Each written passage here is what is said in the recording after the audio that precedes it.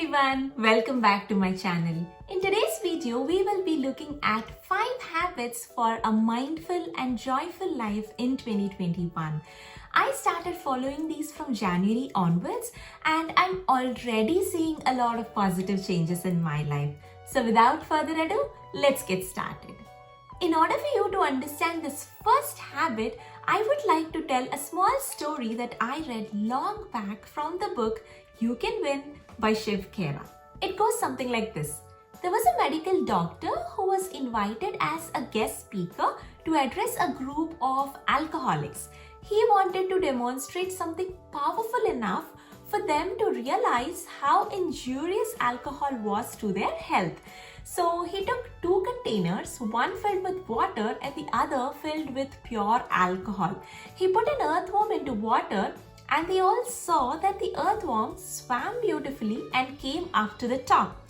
He took the same earthworm and dropped it into the container that had pure alcohol. The earthworm disintegrated into pieces right in front of their eyes. I know this can be a bit disturbing, but he wanted to send a powerful message of how or what alcohol could do to the insides of our bodies. But can you guess what those alcoholics would have answered when the doctor asked what the moral of this demonstration was? Try, take a guess, pause the video if you would like to. Okay, coming back. One of the alcoholics said, if you drink alcohol, you will not have any worms in your stomach. Isn't it shocking? Was that the message? No, of course not. The message was not even close. This, my friends, is called selective listening. We hear what we want to hear and not what is being said. So the first habit I'm talking about today is to not do selective listening. And how can you practice that? By having an open mind when you get into conversations, being open to learn and unlearn, being ready to question and be questioned. Start practicing empathetic listening. This second habit might sound very simple, but honestly, this has been the most difficult one for me. Standing up once every single hour. I typically spend anywhere between 6 to 8 hours of my day in front of the laptop in seated position without much movement. So this year I thought I would get up at least once every hour and spend 20 seconds looking at something that is 20 feet away. That way I can reduce the strain on my eyes as well. I sometimes use this break to grab some water or do some simple stretches. But when I'm into something and don't want to get disturbed, then I continue working in standing position. I am looking forward to investing in adjustable height standing desk real soon. Let's see how that goes. The reason I said this habit is one of the most difficult ones for me is because I keep forgetting that I have to get up once every hour, even though I know this habit is really beneficial for my well-being. I'm sure I'll get used to this. Anyway, the next habit that I'm going to talk about is meditation. I've been trying to include meditation into my daily routine from a very long time now, but for some reason, I'm finding it really difficult to stick to.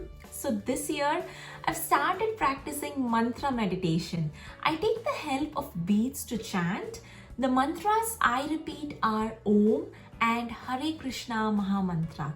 It goes something like this. Hare Krishna, Krishna Krishna, Hare Hare, Hare Rama, Rama Rama, Hare Hare. There are many types of meditation that you could follow, but mantra meditation is something that connected deeply for me. The fourth habit is practicing gratitude and introducing the concept of gratitude jar to your family. I started following gratitude from last year onwards and I made an entire video about it as what gratitude is, why and how to practice it, etc. I will leave the link to it in the description box in case you have not watched it already. Seeing the impact following gratitude had on my life, I wanted to introduce this concept to my entire family as well.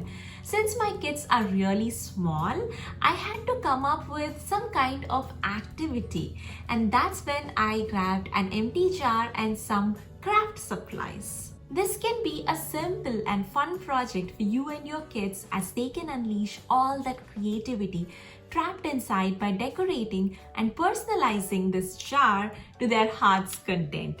So we tied a rope, a ribbon, added a label and some stickers. We have decided to place our gratitude jar on the dining table because that way we will never miss this activity. Sanvi will draw a picture representing what she's grateful for each day, and I will write some keywords on the other side of the paper to add more meaning to the drawing. By the end of each month, we will all sit together as a family and read out all the contents of the jar. This shows kids how many things we have in our lives to be grateful for. They become more optimistic and empathetic. The last habit on my list is thanking God before having every meal. This might sound very simple, but trust me, you will start becoming a lot more mindful this way. So let me know in the comments section which of these habits are you going to include in your daily routine. With that, this is Chandana signing off. Stay happy and healthy. Talk to you all soon.